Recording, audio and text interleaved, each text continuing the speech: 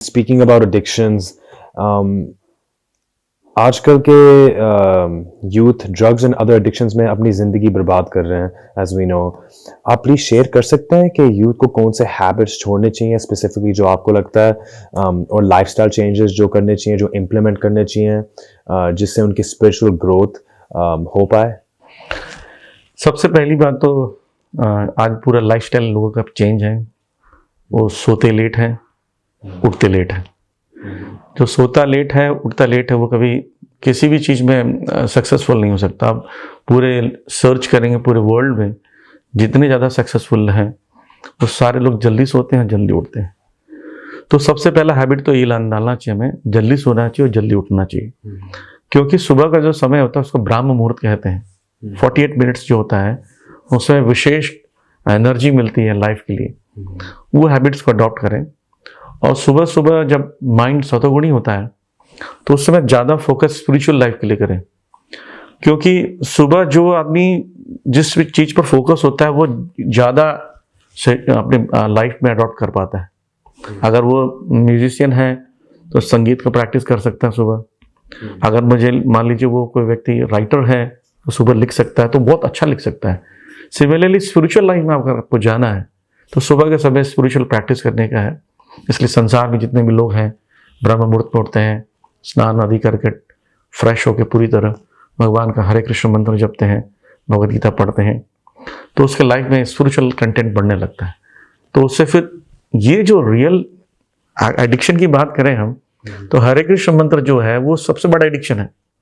ये एडिक्शन करेंगे तो बाकी सब एडिक्शन अपने आप छूट जाएंगे।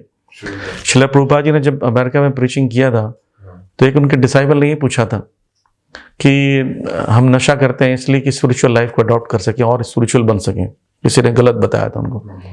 तो उन्होंने बताया कि एक्चुअली हरे कृष्ण मंत्र जो है वो ऐसा नशा है कि उसका नशा कभी नीचे नहीं आता है। बाकी सब नशा जो है वो करने के बाद एक दिन नीचे आ जाएगा। इसलिए उन्होंने एक स्लोगन बनाया है, स्टे हाई फॉर एवर, कि नशा कीजिए और हमेशा हमेशा के ऊपर ही रहिए। और ये नशा से कोई नुकसान नहीं है, आपको पैसे खर्च नहीं करने, हेल्थ का नुकसान नहीं है, कॉन्शियसनेस हाई होता है, आप रियल लाइफ में जीने लगते हो। तो ऐसा नशा करें कि हम हमेशा एंजॉय करें, हैप्पी रहें। No, thank you so much. My last but not least question is about the entertainment industry. I'm an actor as well, and I've seen the entertainment industry from the inside. And whether it's Bollywood or Hollywood, there's some of the content that they produce can be considered obscene or low grade, and it can kind of condition the youth in a negative way. क्या सोच है आपके बारे में इसके in regards to that? मुझे लगता है कि कहते हैं ना कि इस संसार में जो दिखता वही बिकता है। तो लोग दिखाना चाहते हैं, तो जितना शो ऑफ होगा, जितना इल्यूजनरी चीज़ें प्रोड्यूस की जाएंगी, उतना ज़्यादा लोग उसको खरीदना चाहते हैं, देखना चाहते हैं।